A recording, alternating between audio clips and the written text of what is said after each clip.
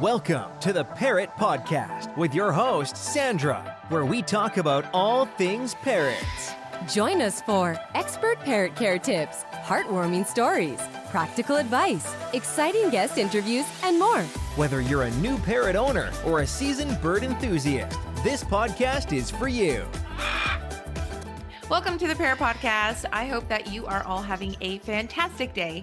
I'm particularly excited about today's episode because we are going to be joined by the co-founder and business owner of Wildlife Unleashed, which is based in Queensland, Australia. Her name is Adele Bender, and her husband Mick have a huge passion for wildlife, for animals, and that includes parrots. So today we're going to jump in and chat with Adele about what it's like to run a wildlife sanctuary, what it's like to be a wildlife conservationist, what it's like to have 19 parrots, because they have 19 parrots, including Amazons and Cockatoos and Macaws and conures. So we're going to jump in and chat what it takes to have so many parrots, how they got started, and so much more. So let's jump in and find out all about their parrots, what other types of animals they have, and what the wildlife is like in Australia. I'm super excited to chat with you today and find out all about Wildlife Unleashed. Thanks so much for coming onto the podcast with me. Yeah, that's all right. Thanks for having me on. It's exciting. Yeah, I'm of nervous. course. So let's start off with you letting everybody know a little bit about you and what you do and your experience with parrots. Yeah, so, well, my name's Adele Bender. I've worked in the animal industry for about maybe like 10 years now. Okay. So yeah, I used to live in a different state here in Australia. So I used to live in Victoria, and I moved to volunteer at Australia Zoo. So yeah, I moved up there and volunteered to get a position at Australia Zoo, and I worked with heaps of koalas, which is really cool. So That's cute. amazing. Yeah. Now, I know we're supposed to talk about parrots, but now I want to know about koalas. I know, they're so cute. But they just didn't, I guess. Give you that spark. Yeah, like parrots are just like so crazy, and like they're just so complicated and complex, and koalas just don't have that. So I was like, Yeah. I like challenges, and I seen parrots, and I ended up watching their bird show quite a lot in the Crocs, and wanted to go into the bird department. So then I managed to like weasel my way in there, and I worked there for about I was there for a few years, and I took an internship in the Bahamas. So I worked over there. That is so cool. Yeah, it was awesome. Yeah, so lucky. So I worked over there for like 6 months with like toucans and tortoises and like hyacinth macaws and blue and gold macaws and green wing macaws, and it was amazing. It was like on a private island, like. Yeah. I saw that you have a story highlight on your Instagram from Bahamas. And I at first thought that it was the toucan's name in the picture, that his name is Bahamas. And then I started looking through and I'm like, oh my gosh, this is the dream. And the water looks so amazing. Wow. Yeah, it was crazy. So really awesome opportunity. Love doing that. But I also missed home. So I still had my dog here, and I had a little pineapple conure. So I'm like, I need to come back home. So I came back home and got my job back at Australia Zoo. Worked there and still work there with all the parrots and the raptors and everything like that. And then I went to another little sanctuary down just in Brisbane here, Lone Pine Koala Sanctuary. And then from there, me and my husband started our own little business. So yeah, we got all our permits and our licensing to open like a wildlife education company.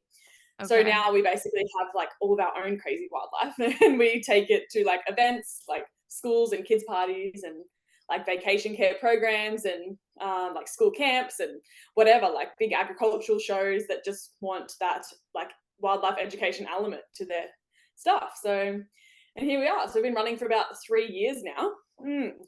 That's amazing. And I've seen on Instagram that you have a ton of different animals. And I know that you've mentioned that you have, well, you've told me that you have 19 parrots. Yeah. I want to know, I want to know about these parrots, but I also want to know about all the different other animals you have. So tell us about your 19 parrots. What species are they? What are their names? We'll try to remember them all. And how did they come into the sanctuary? Yeah, cool. So, well, how long do we have? So My first little bird, like working with birds is actually funny because working with them, you know how like hard they are, but when you're like working in a facility or like a zoo, you can do your best for the animals and then you can like leave and go home, and you know the next day, if it's your day off, someone else is looking after them too.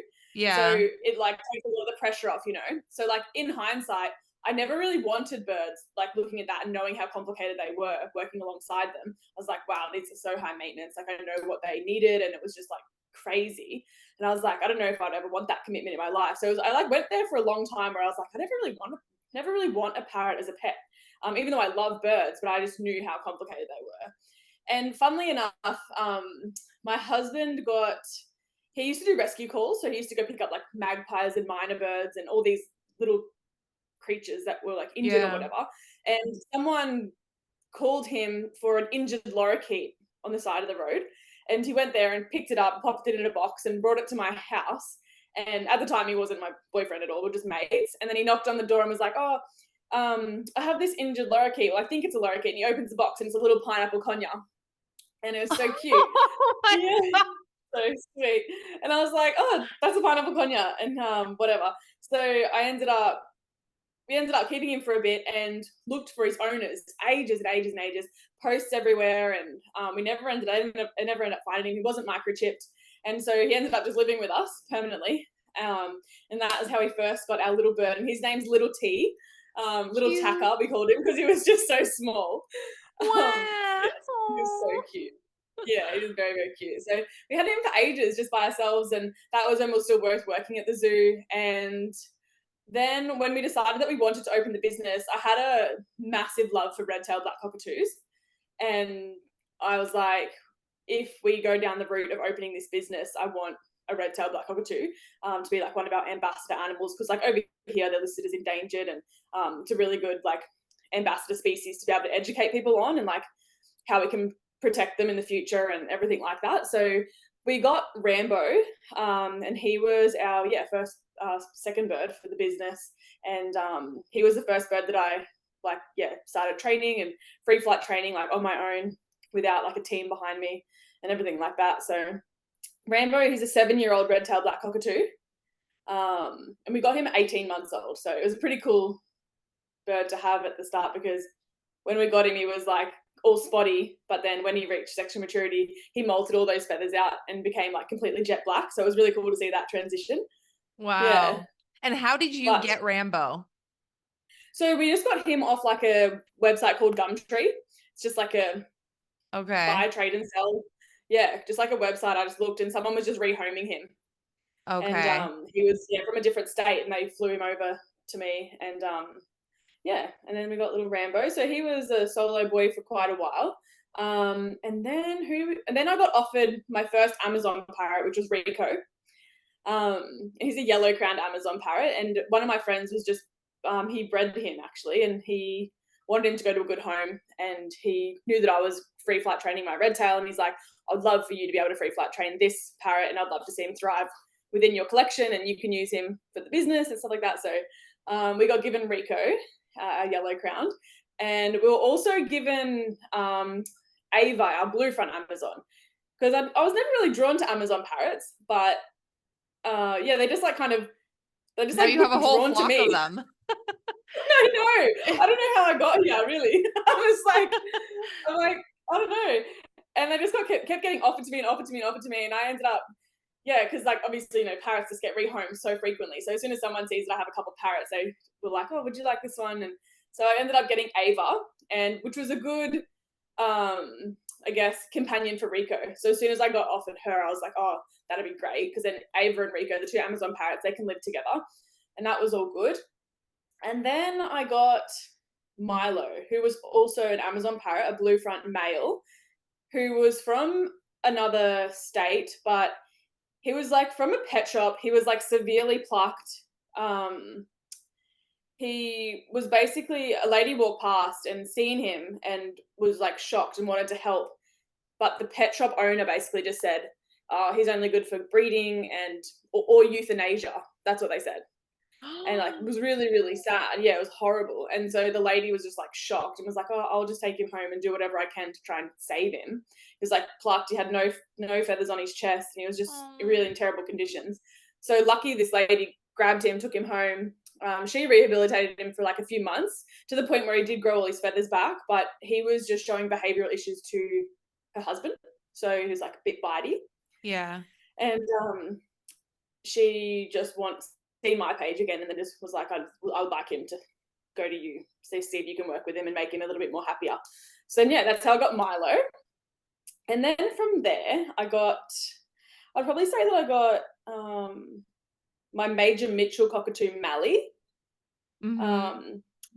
Yeah, so I got so him. cute One of my and friends raised pink. him.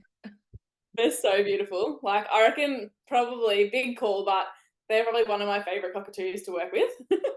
They're very cool, very cool. But yes, I got Mally, our Major Mitchell cockatoo. My friend raised him for me, so he was like really friendly, really easy to transition into the flock because he was so young. So he basically lived with my gang cockatoo when I got her. So I put Mally and my gang cockatoo together, Gypsy. She came from, it's funny actually, we went to go buy a bird aviary, as you do. I just seen it on like marketplace or something, and I was like, oh, went to go pick it up, and then the guy that was there, he was like, oh, would you like to meet this gang cockatoo? And I was like, oh, okay. And then he's like, as soon as I walked in there, like I fell in love with her. She was so cute. She was like on my shoulder and she's like, hello, hello, hello, and like on my hand, and the cutest thing ever. And I was like, I wasn't interested, but now I am. Oh, did the aviary come with the bird? No. So I was like, scrap the money for the aviary and I'll just take the bird. Oh my gosh. And that's what happened? You so didn't that's take how the I got it. aviary? Hey? You didn't take the aviary? No. So you left with the bird. Okay, I love it. I left with the bird instead. I was like, bugger the aviary, I'm going to take the bird. Oh my Yeah, gosh. so I got Gyps, and then Gypsy and the Major lived together for a while, but I don't know, I just felt a little bit uneasy, like co-housing the two separate species together. Like Gypsy was a bit more reserved, and my Major Mitchell, they just weren't very compatible. Like they did like each other, but they would bicker a little bit. So I ended up getting another two Major Mitchells that I raised from like 4 weeks old. It needs friends, so I'm just gonna get more. It's literally like a rabbit hole, and then you just keep getting more and more and more. Yeah. And my husband's like, oh. You just have like flocks now of like different species. Yeah, I literally do. Like my I know. redtails and my redtails and my three Major Mitchells, they live together. Because after I raised the two girl Major Mitchells, I ended up getting a female redtail for my male as well. Okay. So, because I was like, oh, now he's lonely, so I need to get him a girl too. Oh my gosh. Yeah. And then who else have I missed? So then I got a lilac crowned Amazon, Lani. She like just so beautiful. Like I already had the three Amazons, and one of my friends had her and was like, oh, I'm thinking about moving her on, like if you're interested. And I was like, oh, she was a 10-year-old aviary bird. And they were a bit skeptical whether they thought that I could potentially free fly her, because all my birds are trained to free fly except my one redtail, my female redtail. And she's great. She's one of my best free flyers. And then I seen another lilac crown pop up, a male, and I was like, well, of course I have to get her a friend. So I was like, I'll take him too. So all my Amazons live together, all my cockatoos live together. And then I got two scaly-breasted lorikeets in there somewhere as well, two little females. I've seen a blue and gold macaw as well. Yeah. And then I got Tico, which is my blue and gold macaw, which was a big deal because I've always wanted a macaw. And I love macaws, but I was also like, wow, that's a lot. Yeah. Macaws are so big, and like the scale of their beaks and their feet and their wingspan. Like, what was the biggest difference you noticed in caring for a macaw versus like the cockatoos and the Amazons and your pineapple conure?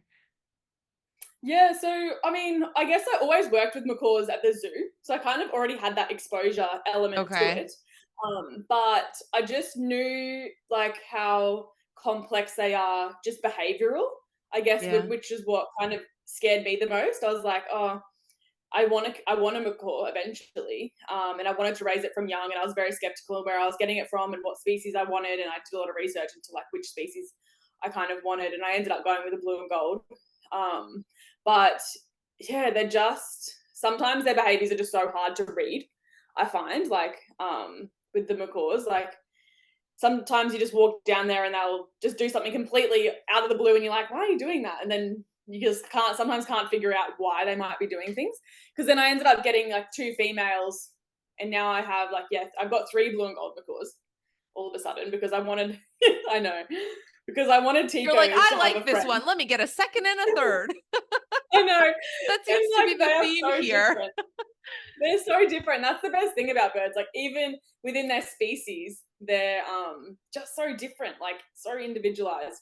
But I mean, of course, smaller birds are easier to handle. Like they eat less, they have smaller beaks, they don't need as much space to fly. Like I'm lucky that I have the privilege to be able to free fly my parrots so they can exercise. But if you had like a macaw inside, it'd be hard to like provide it so much mental stimulation where it's not going to develop behavioral issues. So if you have a smaller parrot, you can get away with a lot more, inside.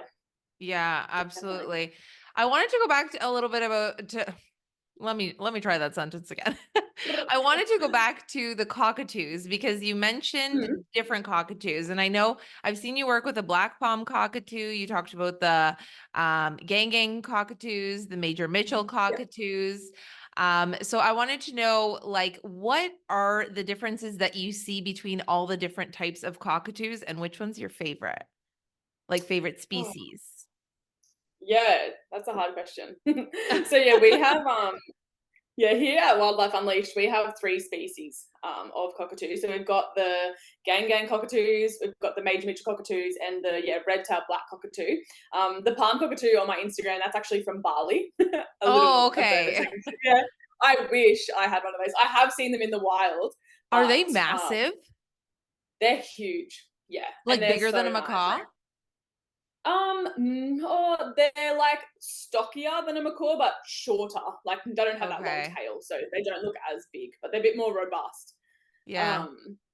Like when we traveled up north and actually got to see them in the wild, which was amazing.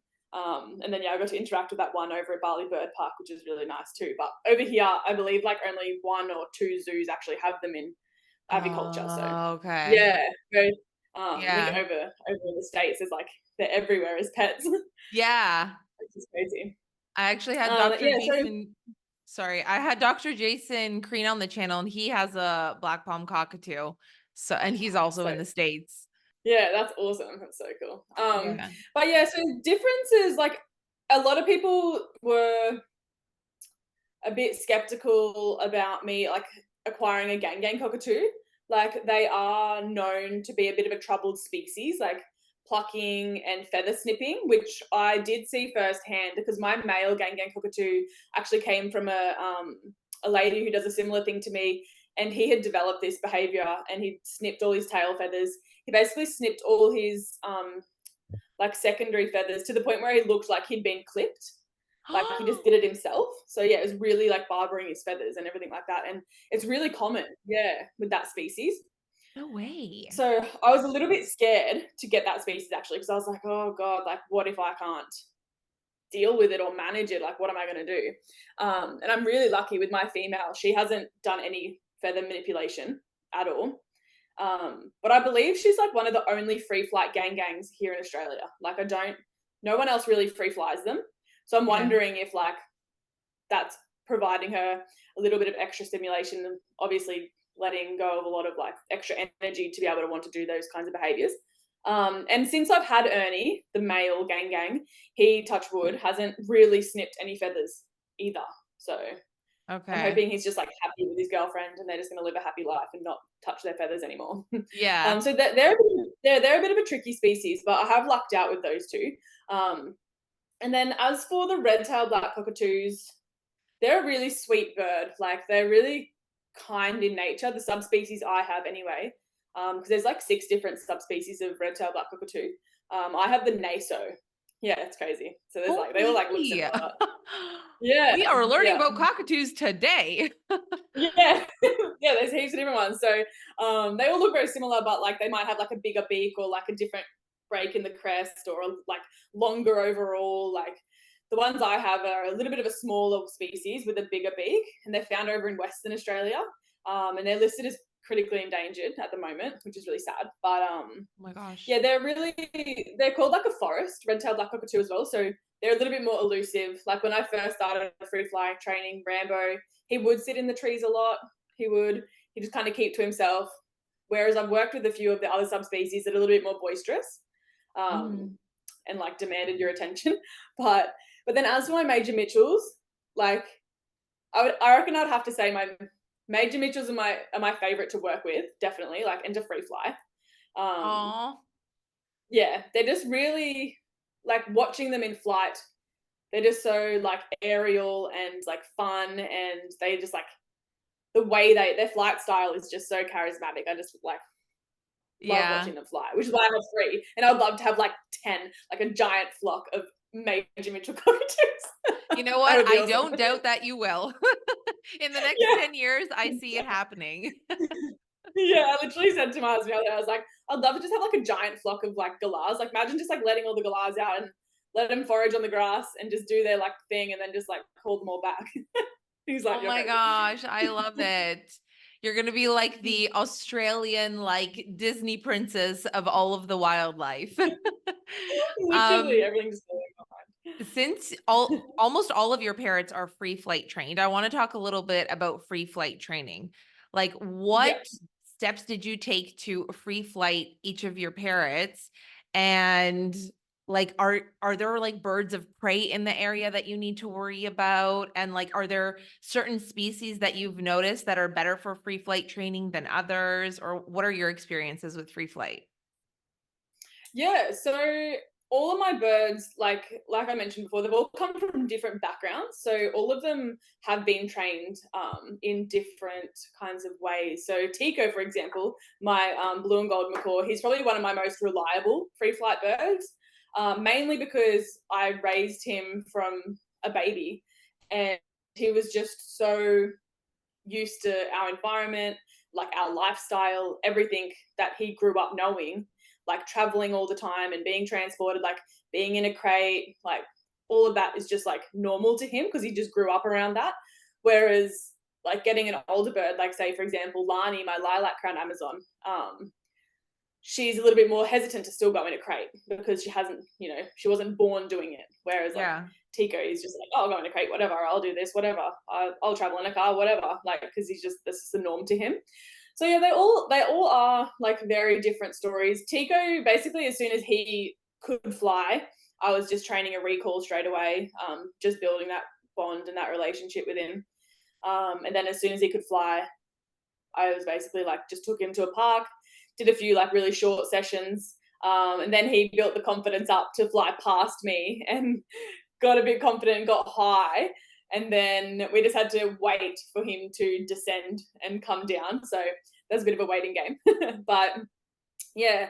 And then as for like even my older species, yeah, like Lani, that lilac crowned, I was a bit hesitant to free fly her because the old owner was just a bit like, oh, she's a bit old. She's only been in an aviary her whole life. But yeah, I just like built that trust with her. Got her stepping up, got her doing the recall, putting her like in outside aviaries, and just getting her used to the environment. Really, like sometimes you let a bird out, and if they haven't ever seen like a branch, they go up in a tree and they're like, oh, a branch, and they like sit there and they want to chew on it, and it's so valuable to them. And then you're like, oh, okay, and it's just a waiting game, like, and Now we're on the bird I get this, schedule. yeah, literally, and it's like I do get this question a lot, and I'm always like, oh, and then like someone's like, oh, my bird's sitting in a tree, and I was like, that's just what it is. Like, free flight training is just like so complicated, and then yeah, you want to throw in the birds of prey. Here in Australia, we have so many like falcons and goshawks and eagles, and even the crows are trouble. Like the crows chase my macaws all the time. Tico loves it. He actually actively seeks a chase. He'll be like, oh, a crow. And I go, yeah, he's so cheeky. Oh my Literally. gosh. Yeah. he's so naughty, and he'd be like, "Oh, that looks like fun," and then he like chases the crow. He did it at a show the other day. He spotted one and went up to it, and then was like flying with it and like flipping upside down around this crow, and then the crow ended up like splitting off. I was like, "You're crazy," and then he just was like, "Okay, bye." Gosh. Like, you're a cheeky bugger. But yeah, I've actually seen a falcon in my yard today. So we're lucky that we have a lot of minor birds. So they alert me when something's around. And like the birds know too. Like, because I usually hear, because we're on a big property, I'm very lucky. I can just like open my aviaries and they can all just fly out if they want to. Like, I do give them the choice. Like, I don't force them to come out.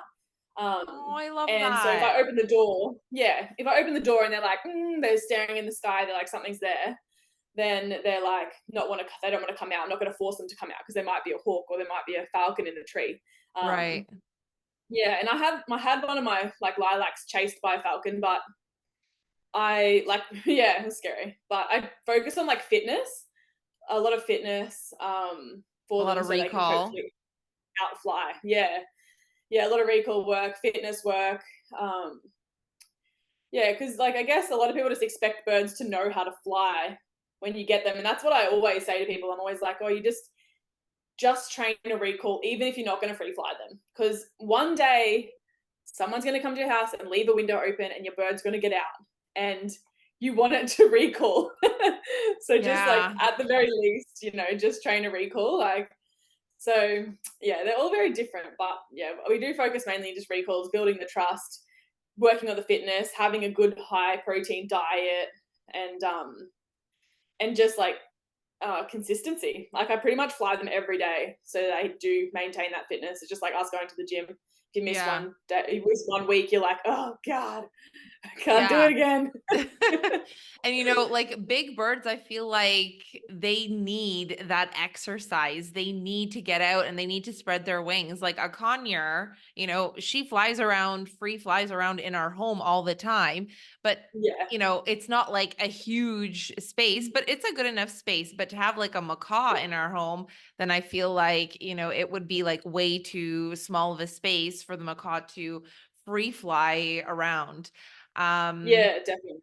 but are you ever, or like when you first start free flight training, are you ever worried that when you go outside for the first time and you let them free fly that they're not going to come back? Or like they might get Um, spooked or anything like that?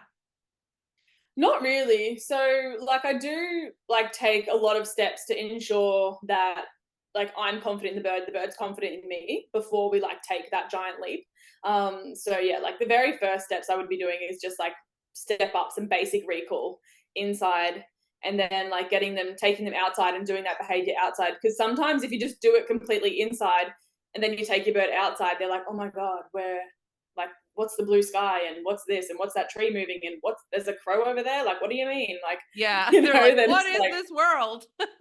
yeah, so there's just like so much prep, and like, so if I take them outside and they're scared from a shadow, then I know that I might have to desensitize them or condition them a little bit more to shadows and light changes. Or Tico got scared the other day, and it's funny because you're always training, like I'd say Tico's my most reliable bird. And I took him to a show the other day, and my husband put up ropes around our show area. And I didn't think anything of it. I was like, oh, Tico will be fine. I went to duck under the rope with him, and he was just like, absolutely not. And so now I know that he's like afraid of the ropes. I'm like, okay, that's something I need to work on. So Yeah. yeah, I just make sure I take all the steps before. And if there's like any uncertainty where I'm like, I just don't know about that, then I'll just work on it until I'm like confident that bird will basically trust in me to come back and has the skill set and the like muscle memory to be able to like circle, return, outfly other birds, and like pull up into a tree, like descend from a tree, like navigate the wind. And that has a lot to do with it too, like I'm not gonna fly a bird in like 22-kilometer winds or something.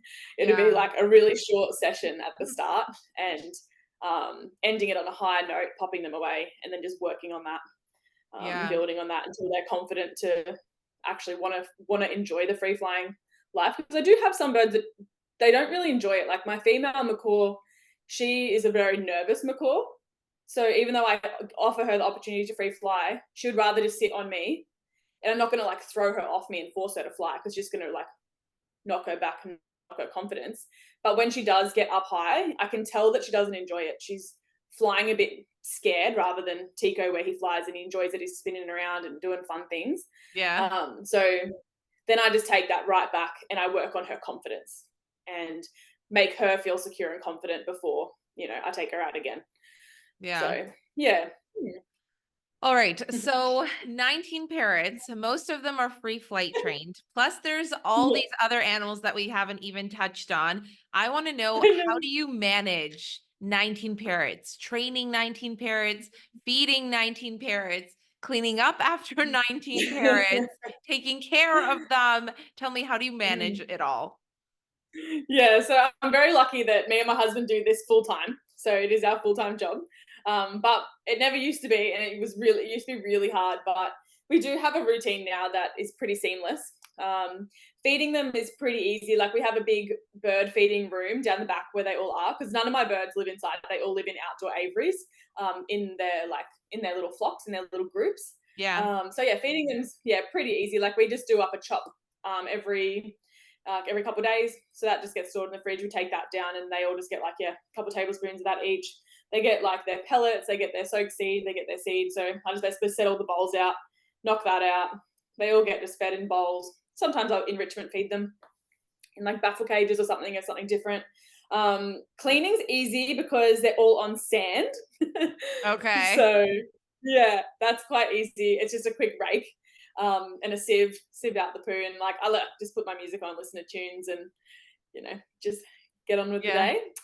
And then and then for enrichment, we do a lot of leaf, browsing out, and training them is difficult, but I would say, because I've got so many, I've mastered the lazy trainer technique, I reckon. I love it. Share with us, what are the easy training techniques? Oh, my easy training techniques. I'll never enter the aviary without having my treat pouch on. Every encounter is an opportunity to train. So whether I'm in there cleaning, whether I'm in there feeding, whether I'm in there, because I'm in there in the mornings, I'm in there in the afternoons. So I usually feed them all in the morning, and then I'll go in the afternoon and I'll fly them in the afternoon, and then pull out all their bowls, wash all their bowls up.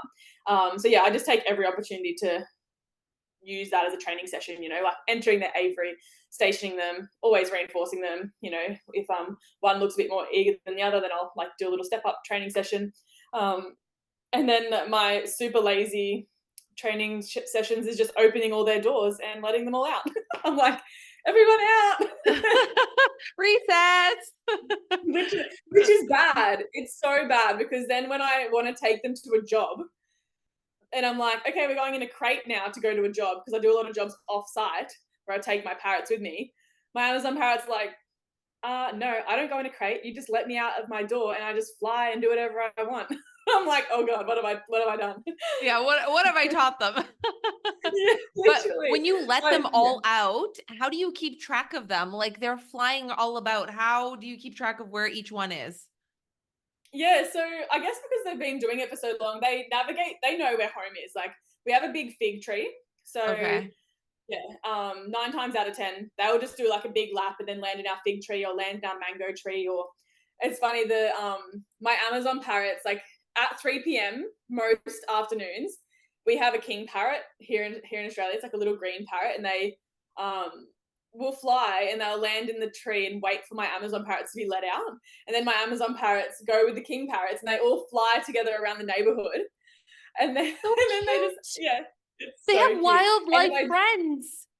Literally, yeah. And then if I don't let my Amazons out, if I'm going out for dinner or I'm rushing or doing something where I don't have time to let everyone out, the king parrots will sit on the fence and be like, why aren't you letting them parrots out? Literally, it is time. So yeah, they're like, it's flight time. So yeah, they're so funny, but yeah, they don't really go anywhere. They all kind of just congregate. They know that, I guess because I always train them on the fence, so they know they get reinforced on the fence. They know that the tree's safe to be in. They know where I am. They know where home is. Tico does big laps, around the whole neighborhood. And I guess because we just got that big fig tree, they always just come back. And I always try and make sure there's 2 of us down there, because sometimes I'm like, oh, where did Milo go? And then I'm like, oh, I'll have to put everyone away. And then I'll just be walking and then Milo just flies and lands on my shoulder. I was like, oh, there he is. Oh my gosh. Yeah, pretty Well, crazy. crazy. Yeah, absolutely crazy. And you also mentioned that you rotate your parrots and sometimes you take them with you because for the job, sometimes you go places. And I think sometimes people come for tours to Wildlife Unleashed, right? No, so we don't actually have anyone come to our house. We're fully mobile. Oh, okay, fully mobile. Okay, Yeah, and you for yeah, anybody who's listening, it's called Wildlife Unleashed and you guys are based in Queensland, Australia. And yeah. let everybody know like what types of events do you do? I saw that you've done like kids parties and school tours and things like that. So, what are the different places that you've been with the animals? Yeah, so we do lots of schools, a lot of like vacation care programs, like on the school holidays too, for like parents that are working. And we do a lot of like school fetes. We do like big agricultural shows, so like big shows and big like expos and things like that. Our main one is kids parties. We do lots of kids parties on the weekend where we take the wildlife. But yeah, pretty like sometimes it's random. Like I've got a 60th birthday coming up where the husband just reached out I and saw was you like, do "My wife weddings as well. yeah, we do weddings. Yeah, and then we have a trivia night on Saturday night.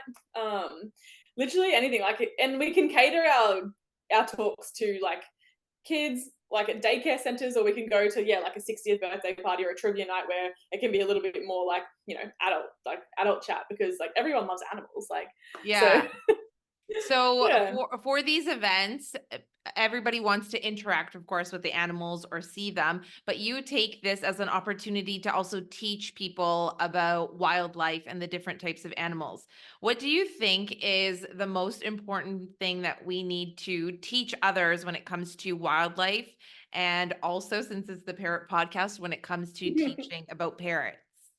Yeah, so I often will talk about, like, we're often talking about like conservation through education. Like that's what our Yeah. whole company is about, like just like talking about the animals. And like I guess we have this collection so we can bring them out to people, because like when you meet an animal and you have a connection with an animal, it's just so you end up falling so much in love with that animal that you do want to do anything to protect them, like whereas if you maybe never met them before, or you've never like really pat, or you never really touched a snake, or you're obviously going to be real wary. Like when we started this business, there was so many people that were terrified of snakes, like kids included. But now, like I'll go to a kids party and I'll be like, oh, who's scared?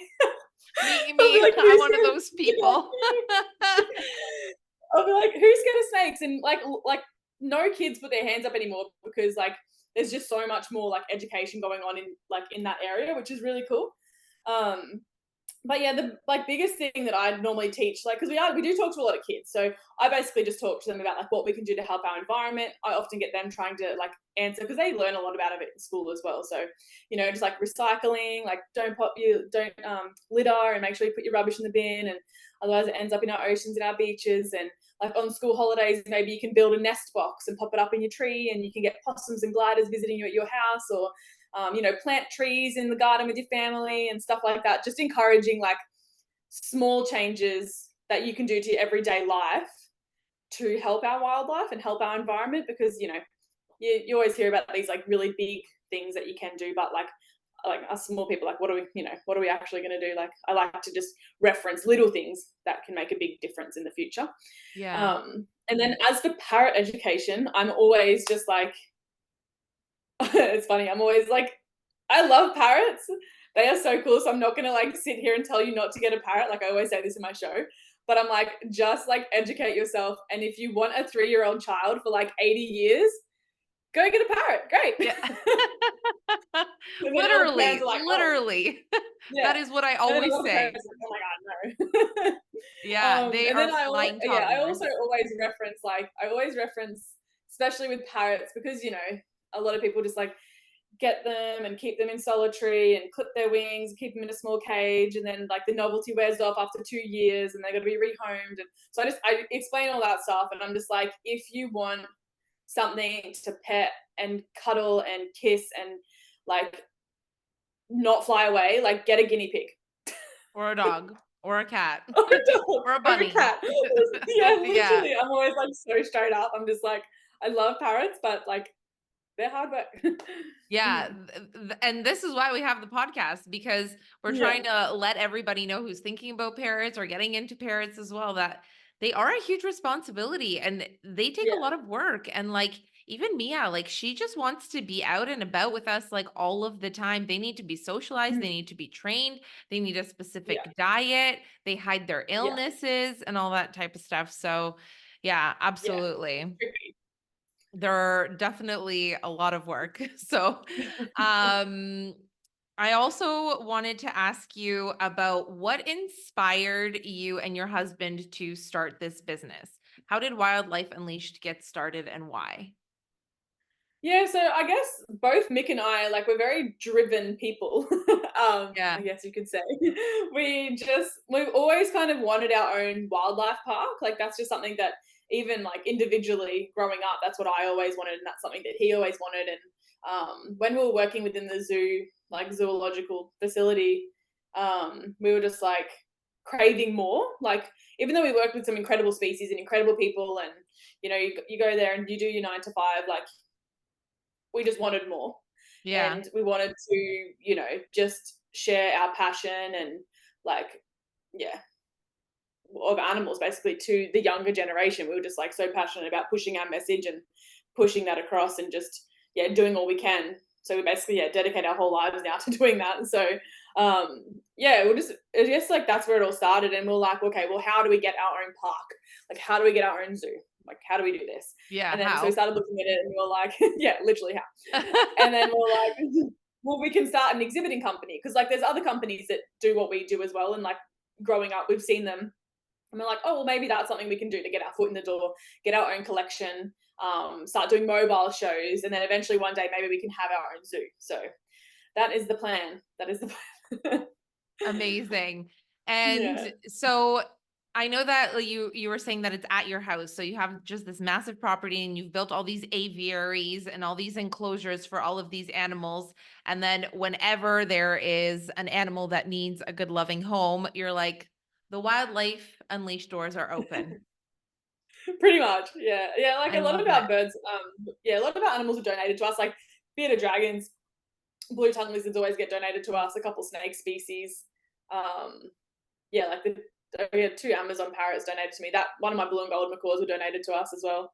Um, the bird thing's just like a rabbit hole, isn't it? The parrot thing. It's just like, because well, now I'm a bit uneven. You see, I need, I have, You need 20. I need 20. But then you'll have I've got 21 and you'll need 22 and it just goes on and on. I know. I know. I haven't gotten a bird in a long time. The last bird I got was a parrotlet, a little cute little guy. Oh, I And I got him saw to your actually put with my Instagram. conure. I Yeah. know, so cute. And I got him to put with my conure, and they're kind of getting along, but we'll see how that goes. Yeah. Okay, so there are 19 parrots at Wildlife Unleashed. How many animals in total? We have 88 animals. Yeah, I know. Holy heck. Yeah, me and Mick like Okay. sat down the other day. We're like, oh, we should count them, because we get asked that question a lot. I'm like, right, let's sit down and count them. So we actually counted them, and we got to 88. Yeah. Holy. Okay. Is it hard to care for 88 animals every single day? What does like a Yes, typical day it's a look lot. like for you and your husband? So yeah, it's a lot. Like we work every day, all day, 24/7. Yeah. Like we don't really stop. Like we don't ever really have a day off. Like a day off Can for you us take a is like vacation? we can, but it requires a lot of Organizing. yeah, organizing, like getting someone to look after it. Volunteers, sitters, Yeah, yeah, a whole literally. So we're team. lucky now. We have a staff member now, which we only just hired a couple months ago. So that's making everything a lot easier.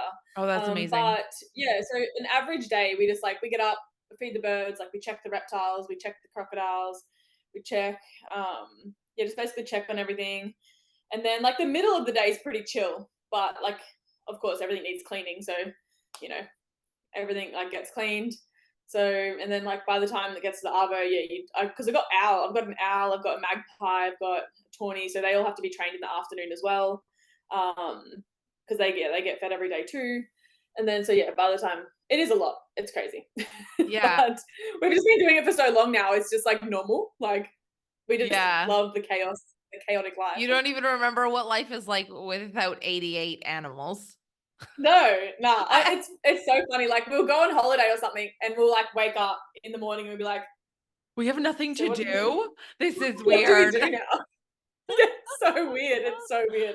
Oh, funny. Oh my gosh. Okay, so I want to know, I know you told us your favorite cockatoo species, but you've worked with so many different parrots and you have so many parrots. And I want to know, what is your favorite parrot species Oh based on God. all of your experiences? We often have this conversation. I was like, if you had to keep one parrot, who would it be? Um, But it could be a species that you don't have. Like, I want to species. know from all of your Oh God, a species working I don't have. experiences. Like, do I you would love love. macaws? Do you love conures? Do you love cockatoos? What's this species for you? Ooh, Mm, I put you on the spot. You're like, yeah, no, I love them it's all. so hard. It's so hard because they're like so like I love the chaos of the macaws and I love the chaos of the Amazons, but then I love the like quietness of the cockatoos and Okay, top two or top top two. three. Top three. I'd have to say Major Mitchell cockatoos for sure. Oh, But if I'm doing a top three, I don't know. yeah. If I Yeah, I would probably say Major Mitchell cockatoos. Like if I just had to have one species, it'd probably be Major Mitchells. Yeah. Like Okay, and why? because well, they're not as high. I wouldn't say they're as high maintenance as an Amazon or a macaw. Okay. And they yeah, they're just like a bit more quiet, a bit more reserved, and but they still have that character where they'll talk, they will learn to talk, and they'll chatter, and they're a bit more charismatic, and they'll hang upside down, and they have that element of playful and fun. So they're not like super quiet like the red tail, but they're not crazy like the macaw. I think I'm starting to like macaws more and more. Because I'm Yeah, usually so the one, I'm good. like, I like the crazy birds. I like the conures. I like the caiques. I like the ones that are Yeah, like full of energy and just spunky yeah, and fun and crazy. yeah, 100%. Yeah, no, I do. I love my Amazons are so chatty. Like every day at like 4 p.m., they're all just like talking and da da da da da. Do any of They're them so say funny. words? Yeah, yeah. So heaps of them do. Like, and because a lot of them were donated to me, a lot of them come with words. Like a lot of them come saying random things. Like Ava says, "Hi, Miss Ava," and I've taught Rico to sing. I sing "Happy Birthday," and he says "Hip Hip Hooray." Oh, that's so Yeah, cute. yeah. And then my little lilac crowned Yoshi, he copies Ava. So anything Ava says, he says. So now he'll like fly to me, and he's a boy, but he'll say, "Good girl." And I'm like, oh, "You're a boy, but okay." Yeah, they all talk. They say like some funny things. And the other day I heard Tico, my blue and gold macaw, for the first time say because I was like, I had the food bowls, and he was trying to like tip and pull them and tip them out when I was trying to feed the chickens.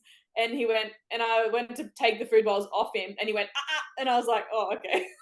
He's like, must be copying me when I'm like being like, don't do that.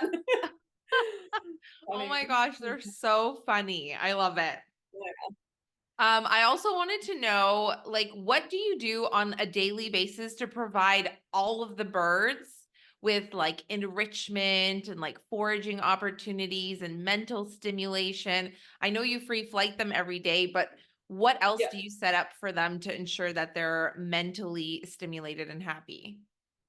Yeah, so I definitely prioritize having them all in flocks. Like Yeah. that's a big thing for me, so they can have that socialization, and that's why I guess it escalated to having 19 parrots because I do see the benefits of it. Like, I love that escalation. That's the best escalation ever. yeah, it is right. I was like, it takes a lot of pressure off you, because like if I do go away, I know that like my parrot's not sitting there by itself being sad. Like I know that my Yeah. 5 Amazon parrots are even though they might not get to free fly, they're still in a large aviary, and they get to like still play and have fun, and they're always hanging off each other and playing and mucking around. So that is like a massive one, like keeping them in like flocks so they do have that companionship, because naturally they're a social species anyway, right? Yeah. And then we do baffle cages, so like those little, baffle cages, like the little stainless steel cages where you can stuff lots of stuff in them. Yeah.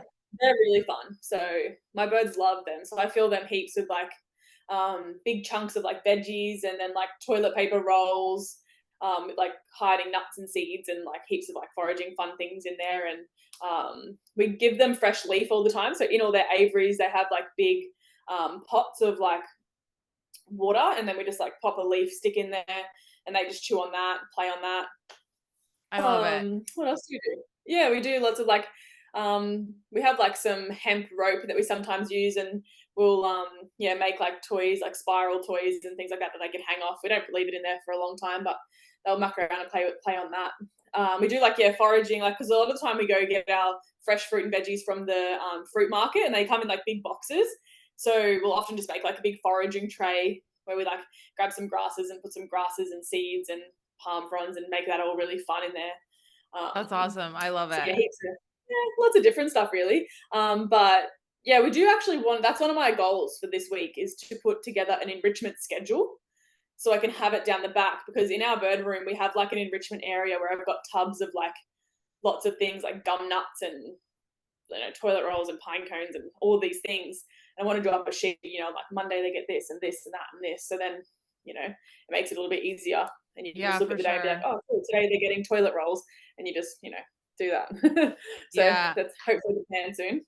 Yeah. And when it comes to like a flock, I know that it's, parrots are flock animals, birds are flock animals. In the wild, we see them in flocks. And I know that that's something that you prioritize. Every time you bring a new bird into the flock, what are the steps that you take to introduce them to the flock? And have you ever had a situation where like a new bird didn't get along with the flock? Yeah, so initially, like, I'm lucky with my aviaries. I have 3 large aviaries that are all side by side, but still mesh panels. So they can see each other and talk to one another. So like every time, I get a new bird, I'll take them to the vet first. They'll get a vet clearance. I'll keep them in quarantine in the house and bond with them a little bit, just so they get to know me, I get to know them. And then I will, integrate them outside and pop them in a side-by-side aviary with whoever I want to put them with. And then just monitor their behavior. If they don't really show any interest in each other, then I'll usually just try and put them together, like probably in the next 3 days or so. And then, just watching, monitoring. I haven't had any issues of not anyone really liking each other. My macaws are a bit temperamental, and they still are a little bit, because I only got Rhea in February, my female macaw, and she's a 4-year-old macaw, and she was housed basically by herself for 4 years. So when she had to share an aviary with another 2 macaws, she's like, no, I'm the boss around. Get your own aviary. Yeah, literally. But they're all in like really big aviaries. So if they want to get away, they just like fly to the other side of the aviary. And if that bird really wants to seek that other bird, like, which they don't really, or if it flies away, then they're just like, oh, okay, cool. But other than that, like, it's funny because the Amazon parrots, because I got 5 Amazon parrots together, and I get a lot of messages being like, how do you have 5 Amazon parrots housed together? Like, I can't even house one Amazon parrot with my other Amazon parrot because they want to kill each other. And I'm like, I don't really know what I did, but it just works. Not really sure. I don't know. Like, I think that each parrot also has like their own personality, and they're like individuals. And I asked this question because I think it's something that people are usually like concerned about when like growing their flock, like, because you don't know if the birds will get along. And I hear so many stories of like the birds hate each other. They're always fighting, or like they have to have separate out of the cage time because they just really don't get along. And it's like a beautiful thing when they do get along and you can have a flock and they all like jive together. But there's always that risk that they're not going to like each other. And so because you have so many different flocks, I thought this is a great question for you. Yeah. Well, I guess like I would always recommend doing it sooner rather than later, because the sooner you can expose them to that socialization element, like then they're not really going to know any different.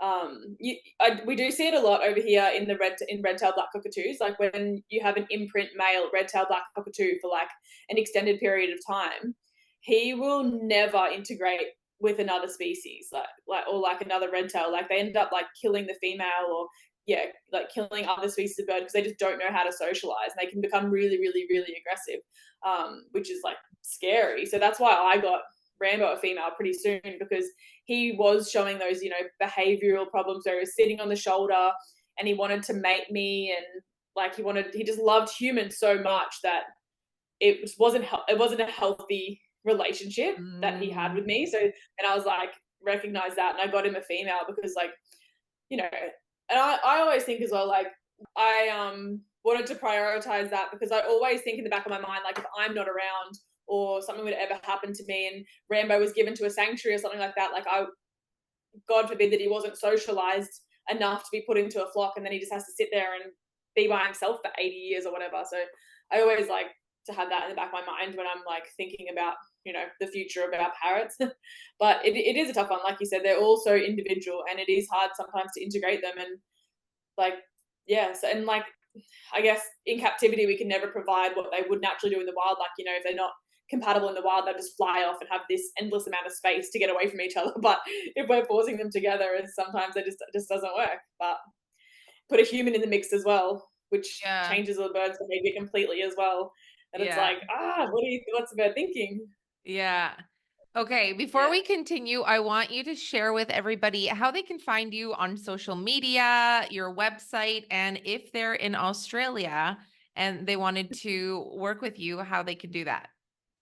Yeah, definitely. So I'm on social media, like I'm on Instagram at Adele Bender, and then we also have an Instagram account for Wildlife Unleashed, and that's the same, at Wildlife Unleashed.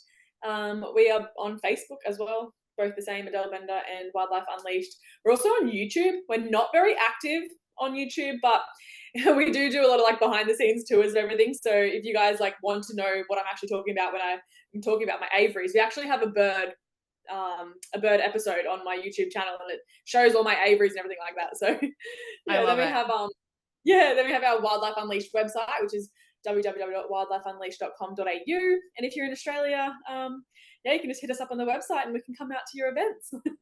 I love it. Amazing. Yeah. Okay. I also wanted to ask you, in regards to Wildlife Unleashed, what is like the biggest challenge in running a wildlife sanctuary? To be honest, the admin.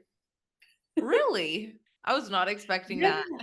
Well, I've done the animal thing for so long. Like, to me, it's just like second nature to look after animals, look after things and observe things and feed things and change things. And like, that's just what I am good at. But then when I wanted to make it a business, I'm like, okay, well, now I have to know how to run a business, and I don't know how to run a business. Like, what is going on? It's a lot. It's a lot.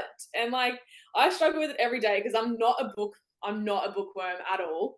I do struggle with like replying to emails and invoicing and chasing up invoicing and quoting, and like, I spend a lot of my time on the computer, funnily enough. Like, I would love to be cleaning and feeding and training and doing all that all day, but unfortunately a lot of my time is on the phone and on the computer, which gets us the work to be able to do what we do.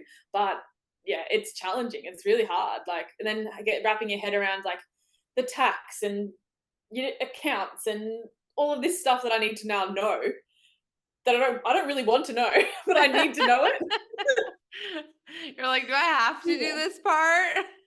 Literally. And that's what they always say. They're like, oh, if you want to run a business, you need to like love doing admin stuff. And I'm like, I should have read that memo before I started a business. I know. And what is the most rewarding part of having Wildlife Unleashed? I think I know the answer, but I still want to ask. Just like seeing the kids' faces light up, we're all about just pushing that conservation message and spreading awareness on wildlife. And when you look back, like the first time you met a snake when you were a kid, and you knew that like that's what you wanted to do, or like, especially for Mick, like he remembers vividly when he was younger, meeting that snake and it changing his whole life. And he was like, I want to work with snakes and I want to work with reptiles. And, like when I was younger, I always wanted to be a vet because I loved animals and I loved horses, and just almost like just exposing the kids to that element and like that side of life, and letting them know that it is something that they can do, like, and just being a voice for wildlife, and just seeing kids walk away with just simple ideas in their mind how they can help wildlife. And it's really cool being able to see the little kids' faces light up.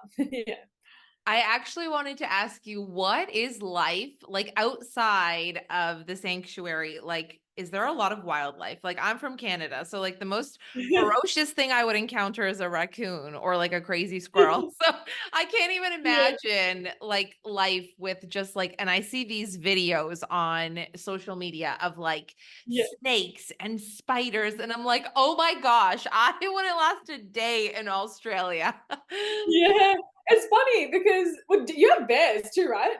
Yeah, but they're like way up north. Like I think Oh, right. I heard a bear like one time when we were camping from like a distance, like one individual time. So, and I was like, Right. never coming back here again. We don't have that much scary stuff. Like, I feel like we are like labeled as this like scary place, but like we don't have bears or anything like that. Like, we can walk in the bush and be fine. But I mean, like, I guess we have a lot of things that you don't see. Like, you're gonna see a bear, but you don't see a snake or you don't see a spider. But no, we do have lots of stuff. Like, we're also snake catchers on the side, so we actually catch and relocate snakes. So like my husband, he catches like venomous snakes and like relocates. I don't do the venomous stuff, but he literally like goes I'm out terrified and catches them. just thinking about it. Yeah, I know.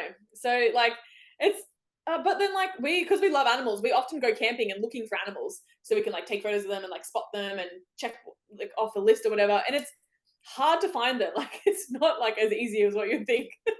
Oh, really? Because I've seen those videos where like people are like taking like the ceiling apart to take like snakes out of there. But I guess, on social media, you see a lot of different things.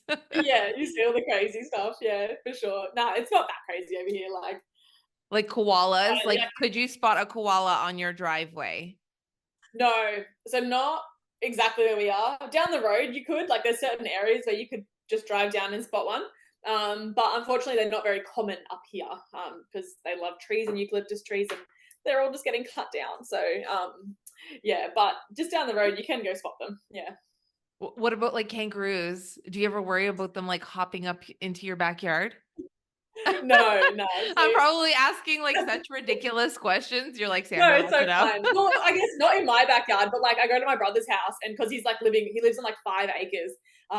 He has kangaroos in his backyard, and they just eat the grass. And they're like pretty chill, like they're not angry. They just eat the grass, and they'll just like look up and then just like hop away. Oh my gosh, that's crazy. Okay, so we're Yeah. gonna wrap things up very soon, but we know about Wildlife Unleashed. We know about all of your parrots. I want to know about some of the other animals that you have, and I want to know like what is your favorite? I know you've talked about snakes. I've seen lizards. I know about the parrots. I've even seen you Yeah. have a little crocodile, Littlefoot, I think his Yeah. name is. Yeah. So I want to know. I want to know about some of the other animals too. Yeah, so we have lots of snakes. So we got like heaps of pythons. We also have venomous snakes. So we do venomous snake shows. Yeah. Yeah. So we do like big venomous snake shows to like talk about what species you could find in here in Australia, and like how to avoid them, and just like snake safety education. We do a lot of that kind of stuff. Yeah. We have crocodiles. We have possums and gliders. They're Sugar like a little gliders. marsupial. Sugar gliders, They're so cute. so cute and soft. Like they're quite a new addition to our family. Like, we only just got them like around Christmas time.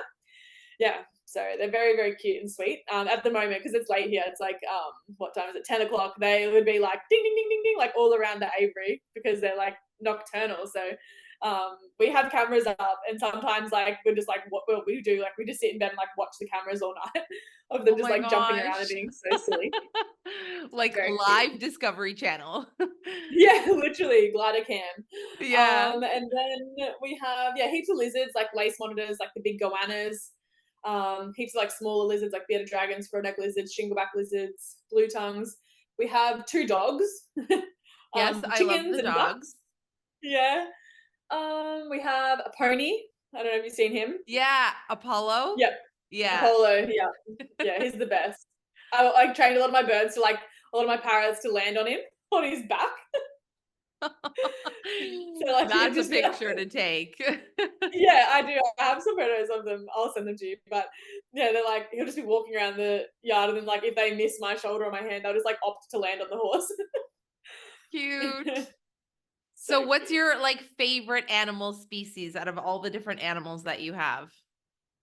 Oh, birds for sure. Okay. Well, it's Yeah, the Parrot podcast, so yeah, that's the right yeah, answer. definitely. Yeah, so Okay, it's because after birds. I worked with all the parrots, and Mick worked with all the reptiles, so we kind of like came together and was like, okay, well, parrots, reptiles. Yeah. I Mm. want to know a little bit about the crocodiles. So Mhm. Littlefoot is really Yep. small right now. Like when I saw you holding him, it's like in 2 hands. How Yep. big is he gonna grow? Yeah, so he's a saltwater crocodile. We actually have 2. We've got Littlefoot and Chomper. And yeah, so they can grow up to 7 meters in length, 23 foot. Huge. That's crazy. And like, Yeah, will it's you huge. keep them forever or will you like eventually like release them or how does that work? Yeah, so they'll never be released back into the wild because they were like Okay. born in a sanctuary and then they were given to us to use for educational animals. But on our current permit here in Queensland, we're allowed to have them up to 1.2 meters. And then they have to be like rehomed to a zoological facility or a sanctuary that can have them Okay. bigger where people visit you. But like I mentioned earlier, it is a goal for Mick and I to have our own wildlife park where people can visit us. So we're hoping to just achieve that before they get too big so we can just keep them forever. That's the Uh, plan. Yeah. okay. I had to ask because I've seen Mick on his social media with the Yeah. crocodiles and I'm like, "Oh my gosh, to me this is so terrifying. I would be so scared to feed them Yeah. or get close to them or do anything with them." But are they Yeah. like as scary as they seem? Oh yeah. Like my little foot is like small, but you'll walk past his aviary or his enclosure and he's just like he wants to eat you. I'm like, bro, chill. And Oh you're like, my you're so gosh. small. What is Yeah. that going to be like when he's huge? Yeah, I know. Nick will feed them, I guess. Yeah. I won't be getting near them at that point. Yeah. Well, I'm already a baby. I'm already like, I gotta take the crocodile for a job, and I'm like, can you get the crocodile for me? I'm like such a sook already. Oh, I Oh can't my imagine when they're big. Oh gosh. gosh. That's Yeah. nuts. And the two crocodiles, do they like get along with each other? Are they friends? Well, they used to. They're brothers. They used to be fine together, but then as they got a bit bigger, Littlefoot kept picking on Chomper. So now we had to divide their enclosure. So now they live in the same water body, but it's like there's a split down the middle, so they can't get to each other. Oh, Yeah. okay. Gotcha. And I Mhm. want to know a little bit about sugar gliders because they're so freaking cute. Like, what do they So eat? cute. Like, how, just tell me about them. I just need to know. Yeah, so we actually got given them to us from a sanctuary down in Tasmania. So they were sent up from Tassie, and there's 3 of them. So Digger, Banjo, and Brumby, and they're probably a year old now. So small. They're like I think their maximum weight is like 120 grams or something, like fully grown or something crazy. I know it's ridiculous, like so tiny. And yeah, super soft. We feed them every night, and they get like heaps of like veggies, like corn and carrot and sweet potato, and they get some fruits like apples and pear and fig and blueberries and whatever, and then they get like a protein powder on top of that. They get like insects as well, so we give them like crickets and mealworms, like an insect powder sprinkled over the top of their food. um that they get, and then like if I'm training them, because I really want to train them to like glide to me like my Yeah. birds. I'm trying to Cute. train them with nectar. Yeah, I know, with nectar. So they just get like a little sweet nectar that we normally give our lorikeets, just training them to do that, which we go down most afternoons and try and get them to do that. They're harder to train than a parrot, but that's all right. Yeah. Yeah, but they're super cute, so active, and just like, yeah, they're funny as to Now, watch at night. Yeah. Yeah. Speaking of training, I know you mentioned that we know parrots are very trainable and easy to Yeah. train but I want to know, like, do you also train like the crocodiles, the lizards? You mentioned the sugar gliders. Do you train the owl and the Yeah. magpie? Like, are they all trainable? Yeah, so I wouldn't say we train the crocs per se. Like when we feed them, like we do say like, come on, come on, come on. Like, so I guess like operant conditioning, like just getting them used to hearing something to come out for food. Yeah. I don't know how much it's actually doing because most of their stuff's instinctual anyway, they Yeah. just hear something splashing at the water and they want to come out and grab it. The lizards, nah, we don't really, I mean, I guess it's more conditioning rather than training. Like a lot of people are like, how does a crocodile just sit there? Like, is it trained really well? Like, why doesn't it bite you or anything like this? And I guess it's just like having them from a young age and conditioning them to going to kids' parties and going to always these sorts of events where they're just like used to it and it's their normal. So Yeah. I'd probably say like conditioning them, and the snakes too, conditioning them to be handled all the time, conditioning them to going in a box and moving around, being happy with that. More so for the reptile side of things. But as for the gliders and the possums, they're a bit of a tricky one because first of all, they're nocturnal. Second of all, Mm. they got like huge ears and they are very reactive to loud noises and really good sense of smell as well. Like really Are good they sense of near smell. the Like you smell parrots? something. Hey?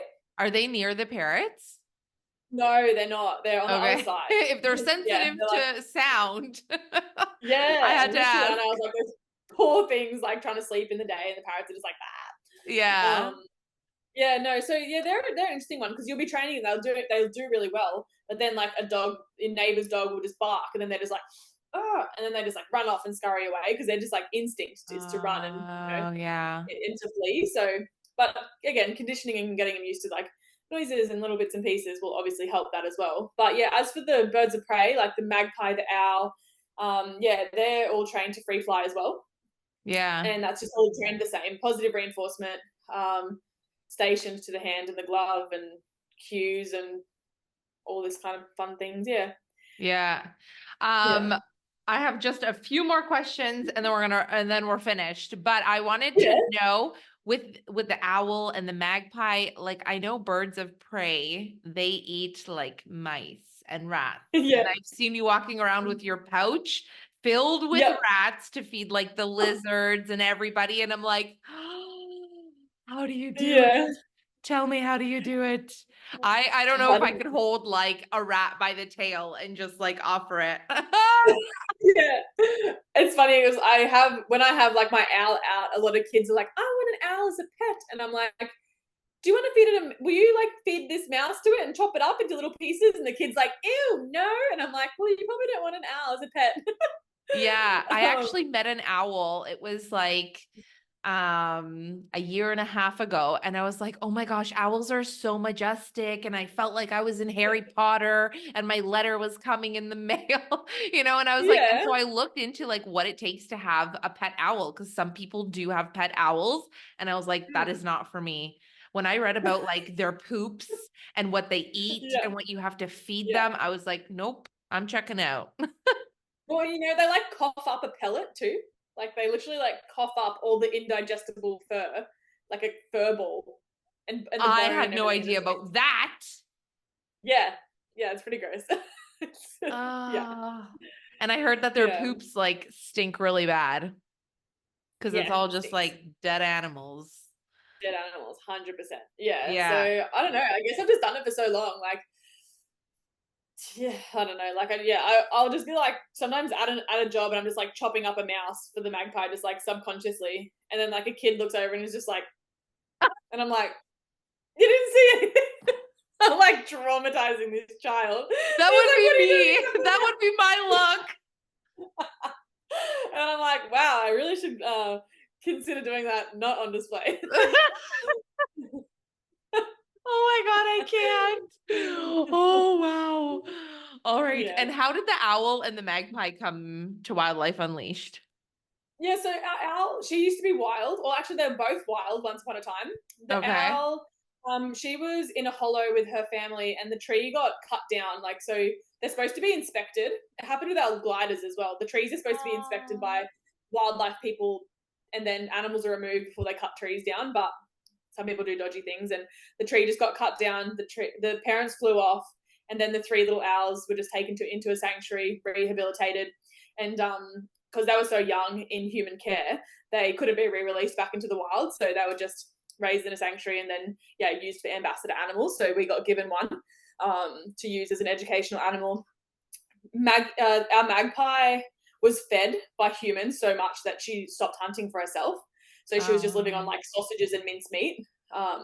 She got really unhealthy and just like kept landing on people and living around urban spaces, which is quite dangerous for her because of cars and trucks and dogs and whatever else and cats and stuff. So she got taken into a wildlife sanctuary, and they tried to release her a few times, but she just kept coming back to people and wasn't hunting for herself at all. So they deemed her unreleasable, and then she got placed with us as a ambassador animal as well.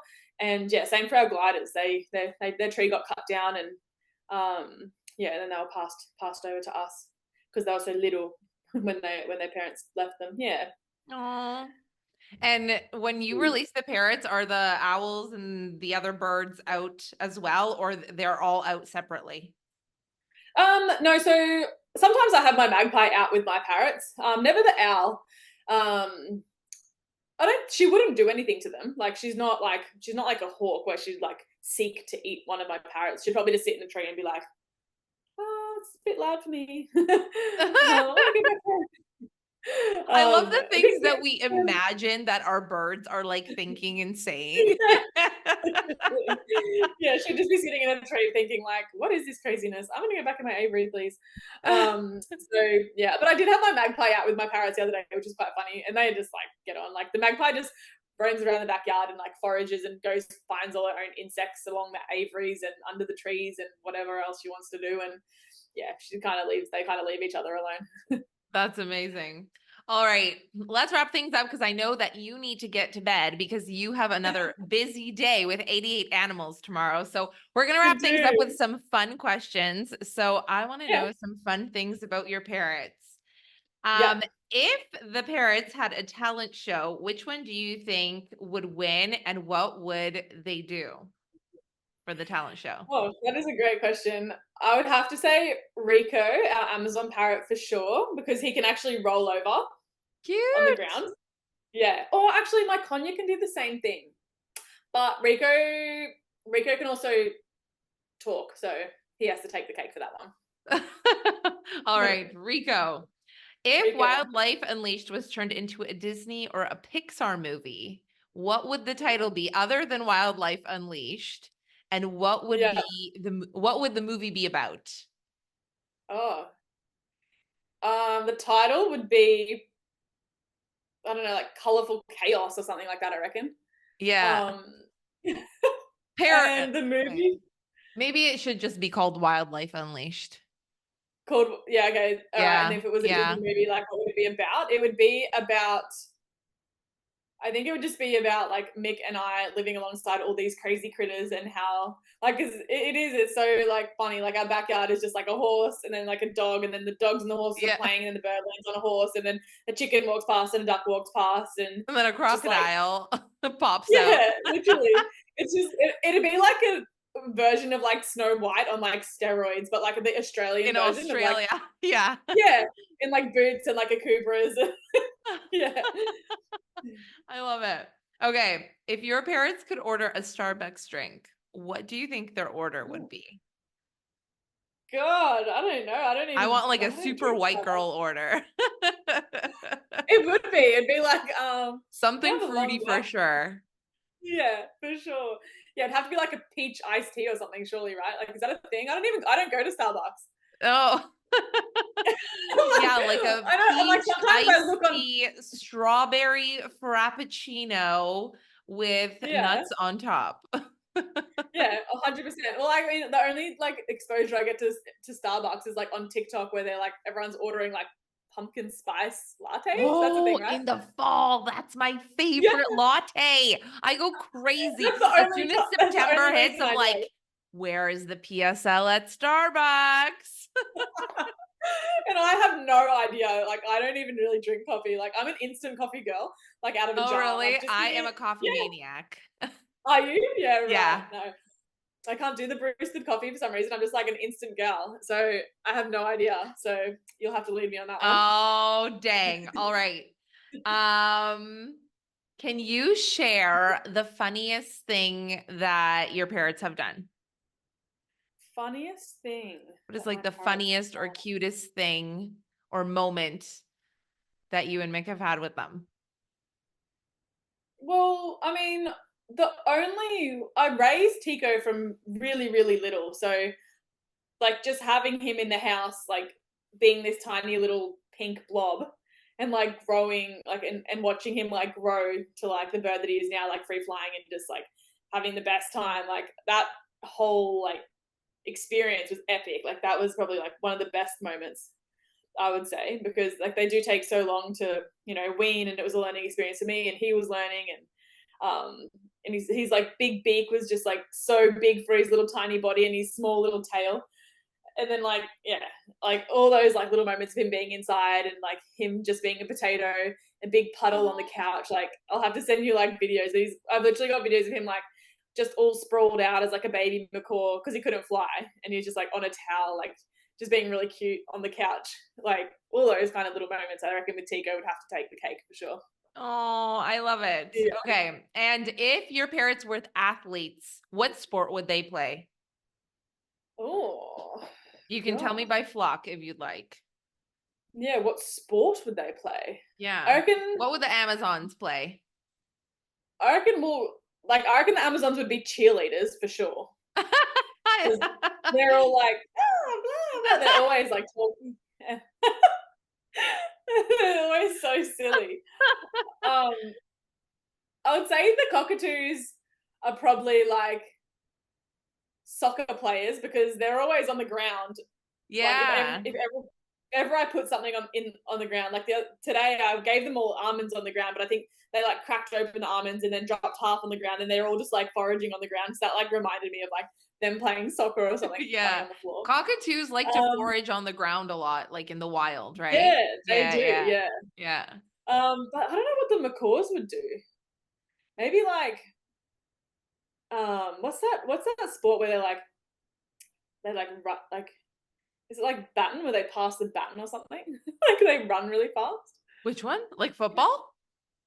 No, Basketball? they like run and they like pass the baton, and then the other person runs, then they pass the baton. They like run around. Is that a thing? Oh, yeah. I don't know. Wait, like flag football or something like that. Yeah, maybe. Yeah. Maybe like that, because they like are super fast. They're super zoomy, and they all kind of like flock together. So maybe that would be something that they would do.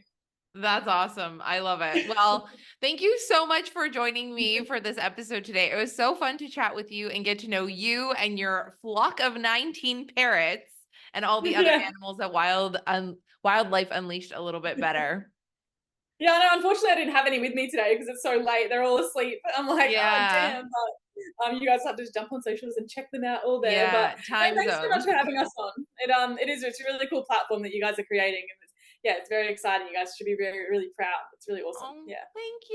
Thank you so much. Awesome.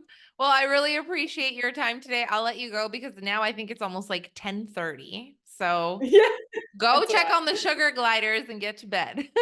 Yeah, I will for sure. Thank you so much. Thanks for having me. Thanks so much for tuning in to the Parrot Podcast. I'm your host, Sandra from Poodles and Parrots. I hope that you enjoyed this episode with Adele and learned a little bit more about the wildlife in Australia, and maybe even got inspired to one day start your own sanctuary with parrots or other animals.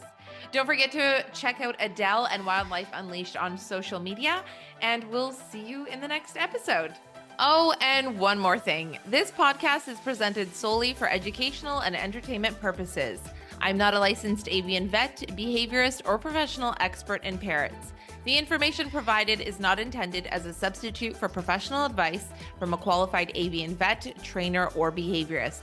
Please consult with a specialist for personalized guidance on your specific situation.